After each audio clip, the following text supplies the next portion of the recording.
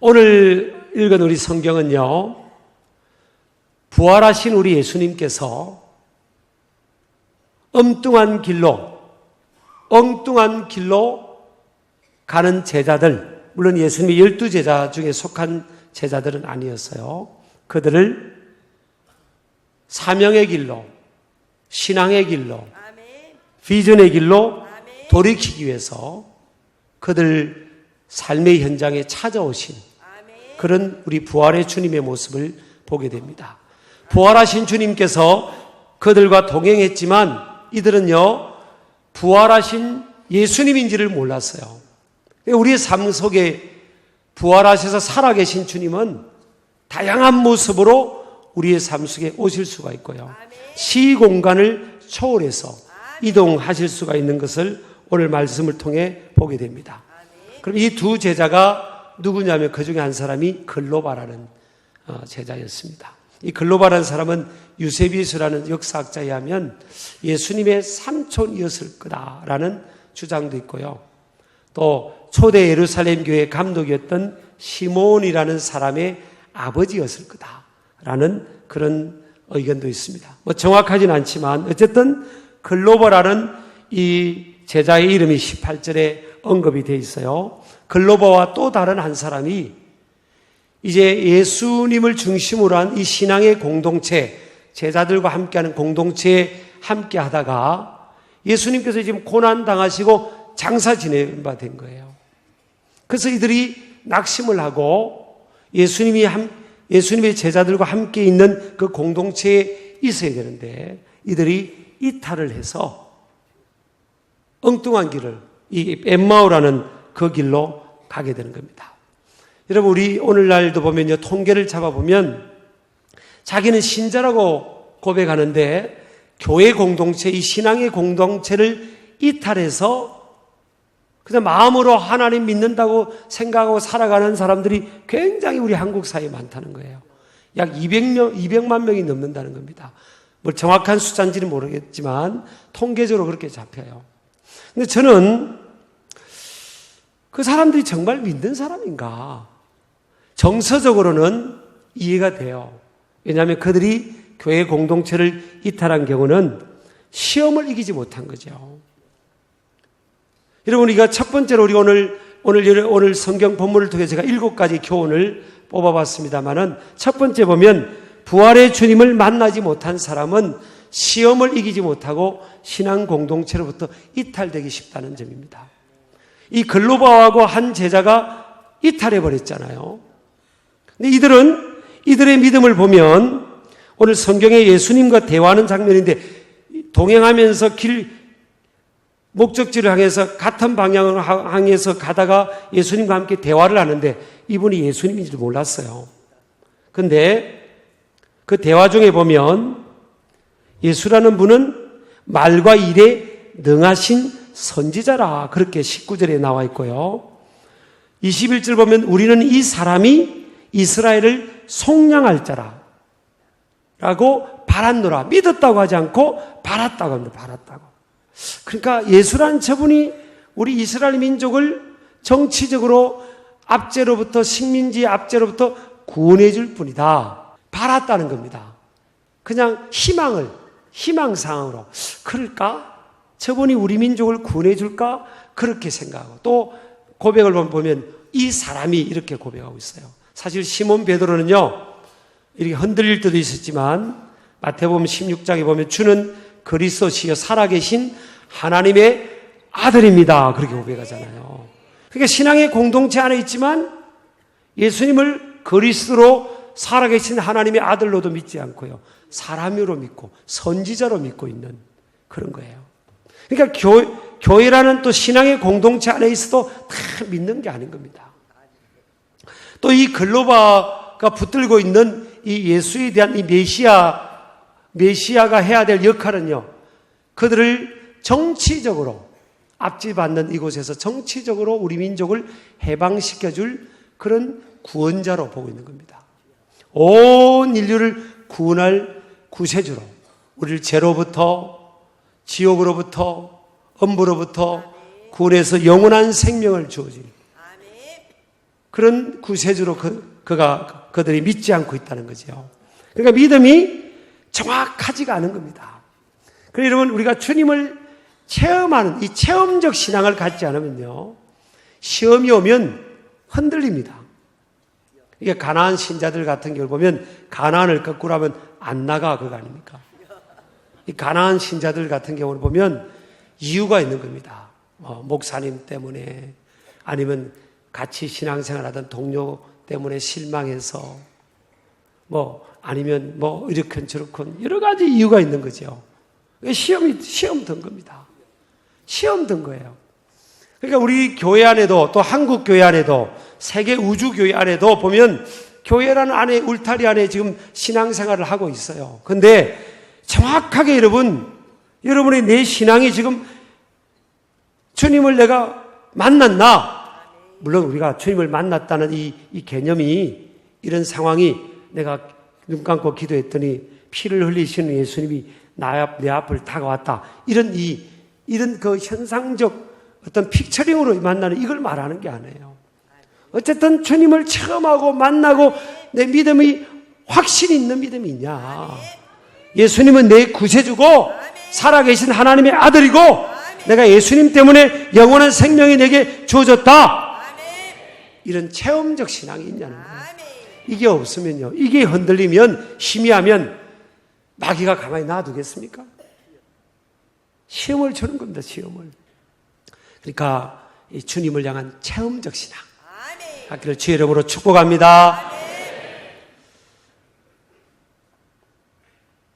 자, 이 글로바가 예수님을 따라가면서 기대했던 게 뭐예요?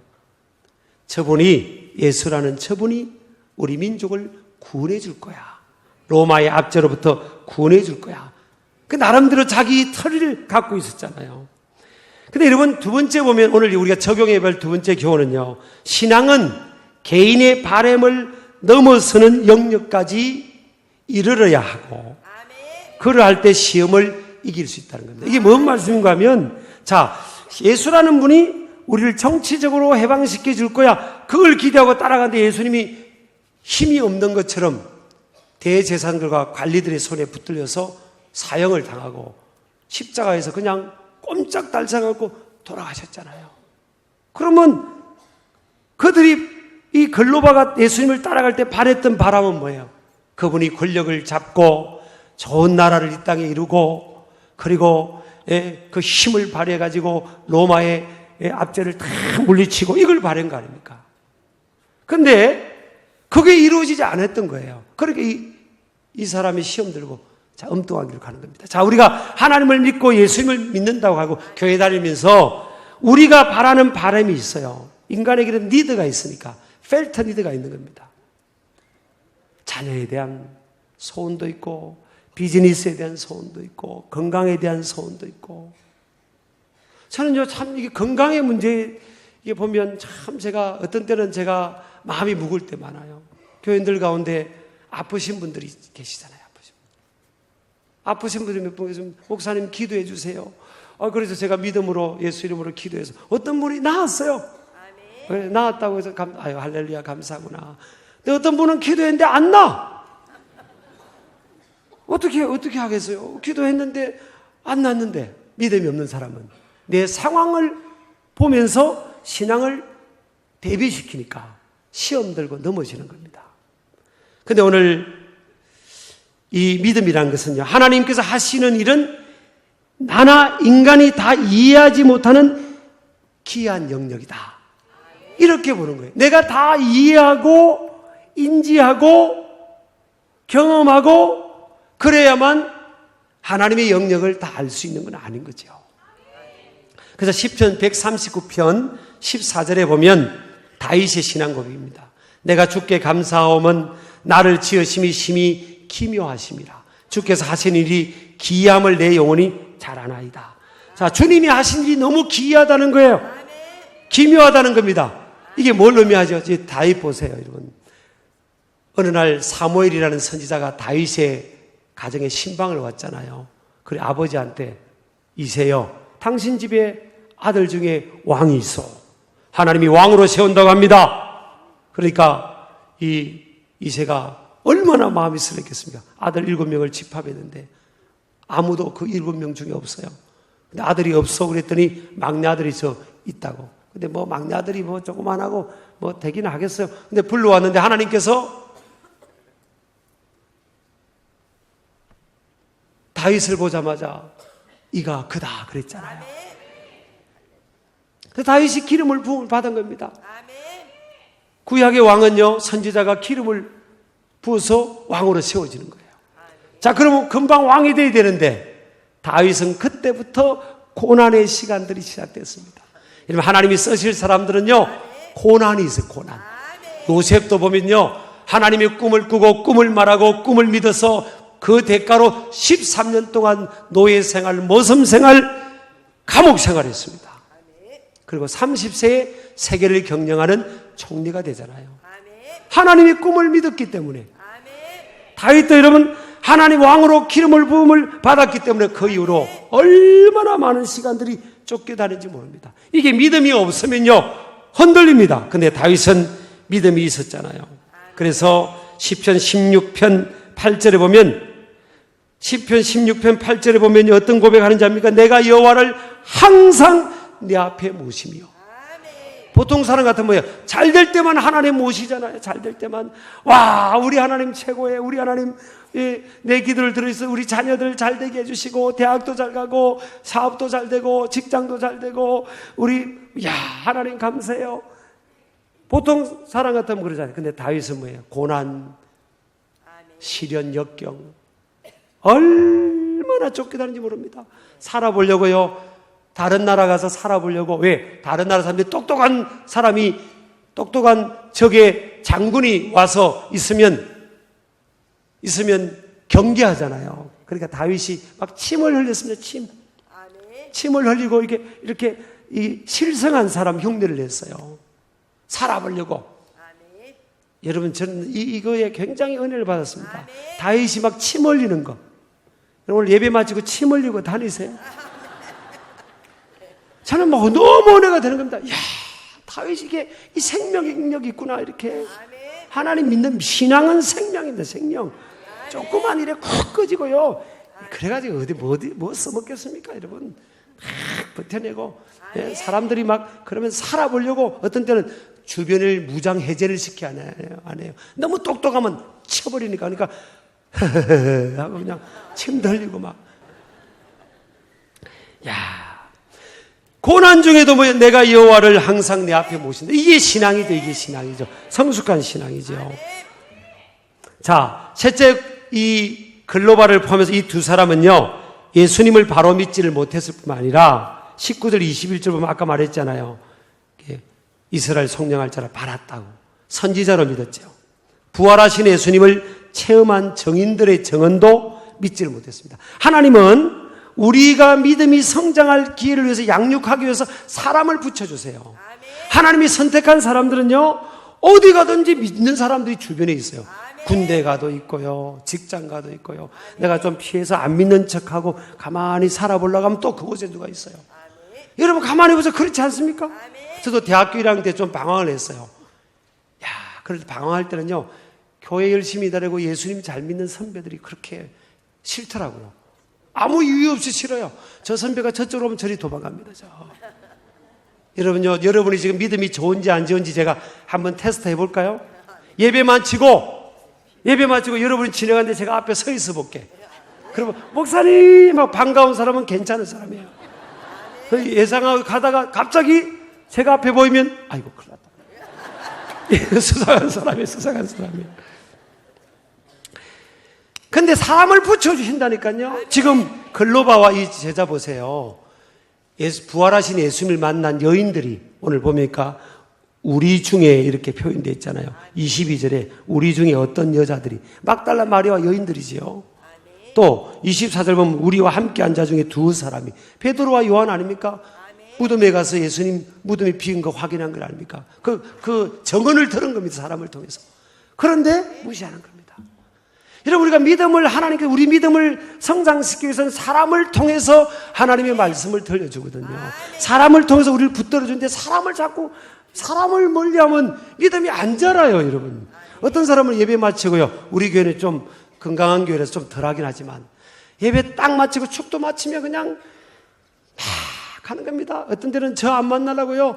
저 엘리베이터 타고 저 3층, 4층에서 그대로 지하 2층, 3층 주차장까지 내려가 버립니다. 그래서 1년 동안 한 번도 제가 못 만나는 겁니다. 한 번도. 제가 그냥 2층 있다가 3층 갔다가 4층 갔다가 왔다 갔다 해야 되겠습니까? 부활의 예수님 같은 거 왔다 갔다 하겠지만 한 번도 모르는 겁니다. 한 번도.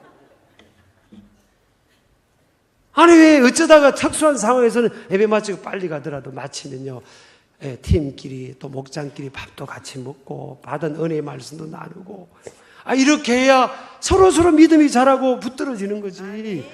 혼자 놔둬가지고는 이게 잘 안 됩니다. 보호도 잘 안 되고 양육이 잘 안 되고 성장이 잘 안 되는 거예요.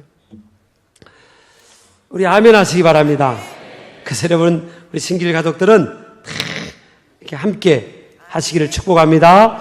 하나님은 믿음의 사람들의 정언을 통해 우리의 믿음을 강화시키려고 하고요. 우리 믿음이 증가될 수 있도록 그렇게 역사해 준 줄 믿으시기 바랍니다. 그래서 부자와 나사로 보면 부자가 음부에 있으면서 얼마나 목마르고 고통스럽습니까?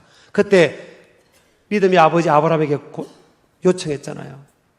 제발 당신 품에 있는 나사로를 살려보내서 우리 안 믿는 형제 다섯, 정신 못 차리고 있는 저 형제 다섯에게 네 형은 지옥에 있고 나사로가 살아가서 하나님 증거하면 믿지 않겠냐고 했더니 아브라함을 통해 어떻게 말씀합니까? 누가복음 16장 31절에 보면 모세와 선지자들에게 듣지 아니하면 비록 죽은 자 가운데서 살아난 자가 있을지라도 권함을 받지 않는다. 모세와 선지자들이 우리에게 있는 겁니다. 우리 주위에 하나님 말씀을 증거해 주는 사람들인데 그 말을 안 들으면 그 사람은 안 된다는 겁니다. 그러니까 하나님은 우리 주위에 사람들을 붙여주세요. 그래서 같이 믿음 생활을 함께 할 수 있도록 그렇게 역사하는 거죠. 그래서 믿음의 확신성과 체험성을 우리가 공유해야 우리 믿음이 견고해질 줄을 믿습니다. 이게 꼭 공동체에 붙어 있어야 돼요. 자, 그 다음에 봅니다. 넷째로 보면요. 신앙 공동체로부터 떨어져 나가면 더 큰 신앙의 해가 생깁니다. 힘들수록 혼자 있고 싶거든요. 어려울수록 혼자 있고 싶어요. 어려울수록 그냥 안 만나고 싶어, 아무도. 교회 다니는 사람도 뭐 안 만나고 싶어. 근데 그건요, 잘못된 생각입니다. 속는 거예요. 어려울수록 만나야 됩니다. 어려울수록 공동체 안으로, 그룹 안으로 들어가야 됩니다. 그래야 하나님 안에서 내가 회복이 되고 또 보호를 받고 돌봄을 받는 거예요. 다섯 번째는요, 성경은 하나님의 생명의 말씀이며 말씀을 통해 살아계신 부활의 주님을 만나고 체험하게 됩니다. 자, 27절하고 32절 나오는데 예수님께서 이 글로바와 두 사람이 갈 때 길에 가면서 말씀을 가르쳐 줬어요. 모세오경과 선지서에 나오는 메시아에 대해서 가르쳐 준 이 사람들의 마음이 막 뜨거워진 겁니다. 그래서 32절에 보면 뭐라고 고백하죠? 우리에게 성경을 풀어주실 때 우리 속에서 마음이 뜨겁지 아니하더냐. 이미 그들이 부활의 주님을 만난 겁니다. 근데 이게 뭔지를 모르는 겁니다. 여러분 보세요. 대부분 보편적으로는요, 하나님의 말씀을 통해 우리가 주님을 만나는 겁니다. 아주 특수한 상황에서는 뭐 어떤 때는 가시면류관 쓰신 예수님이 나한테 다가온다든지 뭐 그런 그 어떤 픽처링도 보기도 하지만 대부분은 선포된 말씀을 듣고 기록된 말씀을 묵상하고 어떤 믿음 좋은 분들 통해서 간증을 들으면서 이렇게 우리가 가슴이 막 뜨거워지고 야, 나도 어떤 때는 설교를 듣다 보면 또 막 눈물도 나고 막 그러잖아요. 그게 주님이 지금 부활의 주님이 말씀의 인격으로 내게 역사하는 거, 역사하고 있는 겁니다. 그게 지금. 우리 아멘 하시기 바랍니다. 우선 막 신비한, 저도 뭐 영적 체험에 대해서는 확신하고 다 열려 있어요. 근데 그것이 아니라 가장 보편적인 것은 하나님 말씀을 들으면서 어떤 분은 그러더라고요. 목사님, 나 교회 오늘 처음 왔는데, 목사님 설교 듣는데 그냥 눈물이 난다고. 그렇죠. 하나님 말씀을 통해 그냥 우리 마음을 뜨겁게 해준 겁니다. 그 주님 만난 거잖아요, 지금요. 우리 아멘 하시기 바랍니다. 내가 처음 주를 만났을 때, 주님 만난 거예요. 여섯 번째는요, 부활의 주님은 방황하는 이들을 포기하지 않으시고 찾아오신다는 거예요. 글로바와 이 제자들이 엉뚱한 길로 갔는데 예수님이 포기하지 않고요 찾아오셨어요. 보통 사람 같으면요, 저 못된 놈들, 배반자들, 네 아니면 사람 없냐고 그냥 제껴놓고 갈 거 아니에요. 근데 예수님이 찾아오셔서 대화해 주시고 대화해 주셨습니다. 그리고 음식도 같이 먹어주고요. 세상에 그렇게 해준 겁니다. 여러분, 우리가 목장이라든지 뭐 팀이든지 이 그룹이든지 또 교사가 됐든지 영혼을 섬길 일을 하다 보면요 참 마음 상할 일 많습니다. 배반당할 일 많습니다. 절대 여러분, 사람은 믿을 존재가 못됩니다. 저를 목회자도 믿지 마세요. 하나님만 믿고 끝까지 주님은 포기하지 않으신 줄 믿으시기 바랍니다. 마지막으로요, 부활의 주님은 언제 어디서나 다른 사람의 모습으로 우리의 삶의 현장 안으로 찾아오셔서 함께 하시고 동행해 주신다는 사실입니다. 여러분요, 우리가 부활의 주님은 지금 몰라봤잖아요. 글로바와 다른 사람이 동행하는데 몰라봤지 않습니까? 몰라봤잖아요.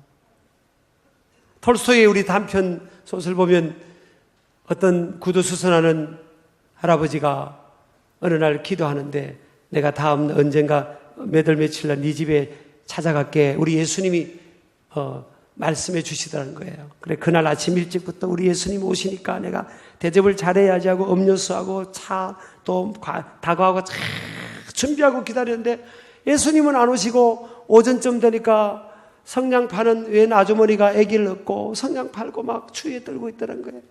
그래서 아주머니 들어오세요. 이거 차 좀 마시고 좀 몸 좀 녹이고 가시라고. 또 좀 있더니 청소부 아저씨가 그냥 다 이렇게 막 추위에 떨고 있더란 겁니다. 그 아저씨 이리 들어오셨어요. 좀 몸 좀 녹이고 차 좀 마시고 가시라고. 이렇게 이제 하루가 지난 겁니다. 예수님이 오신다는데 오시질 않은 거예요. 그래서 그날 밤에 예수님이 또 나타나셨대요. 아무개야, 오늘 내가 너 만나러 갔지? 너 반가웠지? 아니, 예수님 아버지 종일 기다렸는데 예수님 못 뵀는데요. 아니야, 아침에 내가 애기 없는 아주머니로 갔고 또 청소하는 아저씨로 가고 또 추위에 떨고 있는 그 할머니로 너 찾아갔잖아. 여러분, 우리가 어쩌면 우리가 부활절이니까 2000년 전에 우리 예수님 부활하셨어요. 그렇지만 저는 오늘은 하나님 우리 교회에 주신 말씀요, 삶의 현장에서 우리 주님을 만나자고요. 살아계신 주님이니까 삶의 현장에서 많이 주님이 우리를 찾아오셨지만 우리가, 제가 오늘 뭐 구제하자 이걸 강조하는 게 아니에요. 많이 예수님을 찾아왔지만 우리가 예수님을 놓치고 기회를 잃어버리고 산 적이 많은 거죠. 그래서 이 글로바의 눈이 열리고 하니까 그분이 예수님이셨던 것이 알게 된 거죠. 따라합시다. 주여, 우리의 눈을 열어주옵소서. 우리 부활절에 우리 믿음을 점검하고요. 또 믿음이 약한 사람들 좀 붙들어주고. 내가 믿음이 없는데, 믿음이 확신이 없는데 그냥 그걸 담고 살지 마세요. 우리 교회 공동체에 들어서면 주변에 이야기하세요. 리더들에게, 나 아직 믿음이 지지가 않네. 나 아직 체험이 없네. 나 확신이 없네. 나누세요. 그리고 그걸 위해 기도하고 우리가 섬겨드리고, 그래서 언젠가 하나님 믿음이 확신이 있는 그런 모습으로 세워질 줄을 믿습니다.